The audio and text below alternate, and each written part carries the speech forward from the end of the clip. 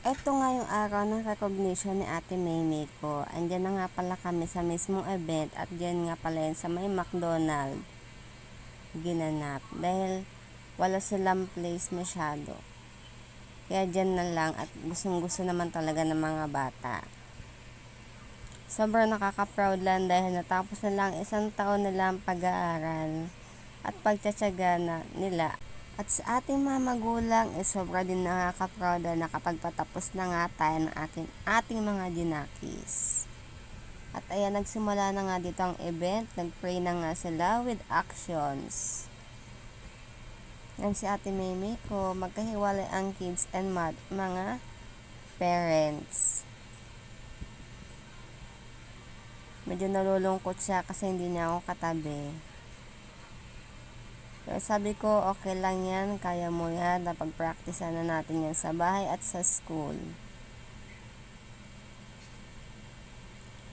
At nagsimula na nga din dito yung kaya, sa ano na to, sa pagkat, nakita ko po, at naramdaman ko po sa session po ninyo, ang pagmamahal at ang pagsuporta sa SM.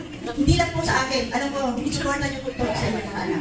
So, ako po ay, talagang, hindi ko po masasabi kayo yung favorite yung session, wala naman po ganun. Pero yun po yung nagpamalas na every activities na meron tayo, nandiyan kayo pala.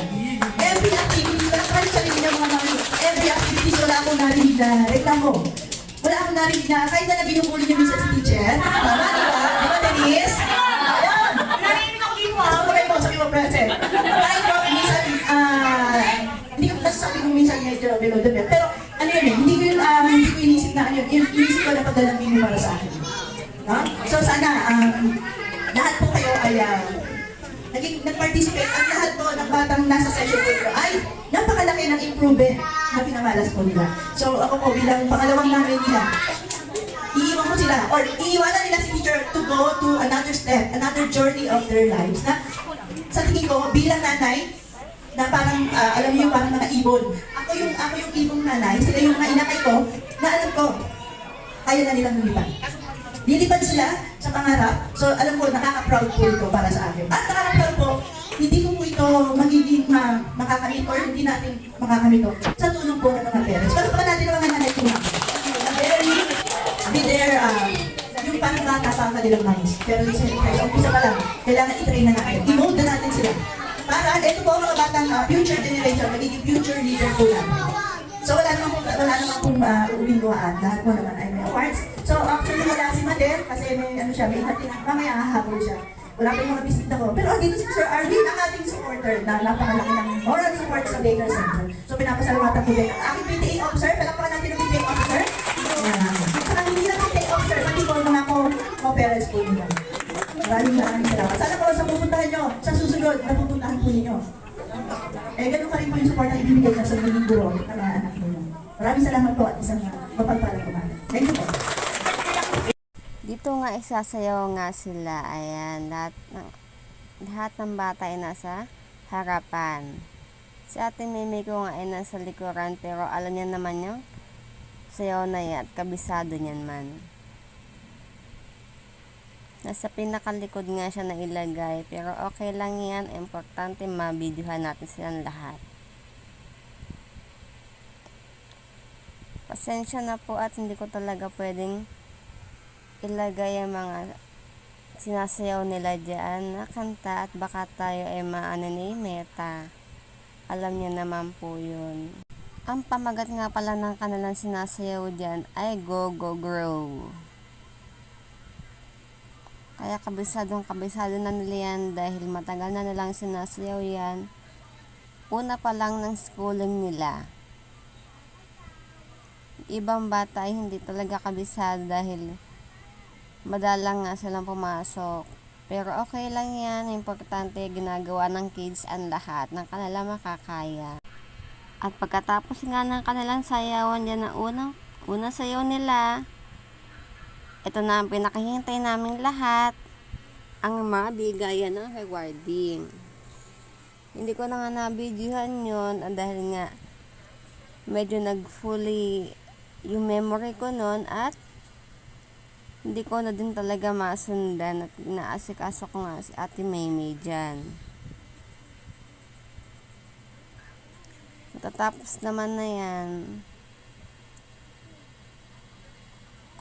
Ayan ang kanilang teacher, di ba? Very good din.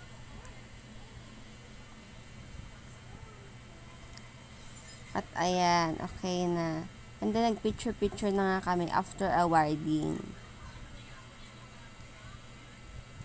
And then, sayaw ulit. Ayan si Ate Meme ko. Nasa unahan naman na siya.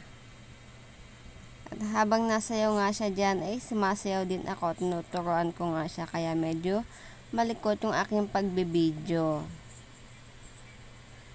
Hindi niya kasi masyadong kabisado yan. Pero lagi ko tinuturo sa kanya. Napakaganda niyang sayawin. At sobrang ganda din kapag napakinggan nyo. Dahil yung pamagat ng yan ay pangako.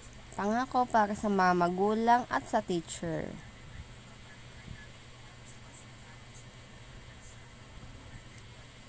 Kaya kapag sinasayaw niya, natutuwa talaga ako.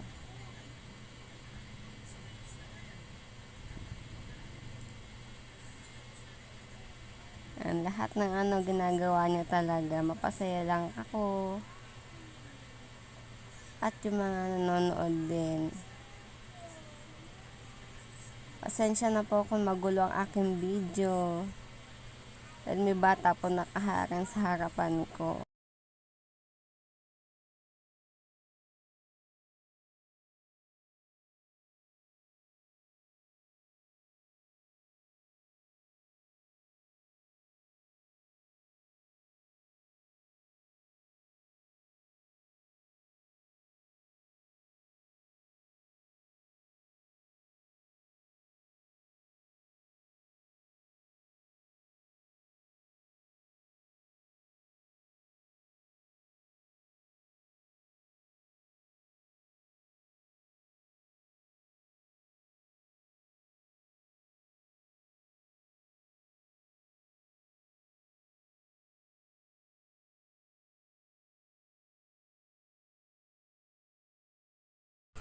Patapos na ang event niyan at pagkatapos yan ay magkakainan na nga at mag-uuwian na. Sobrang saya ng lahat. Yan sa Ate Meme ko. Yun lang po. Salamat.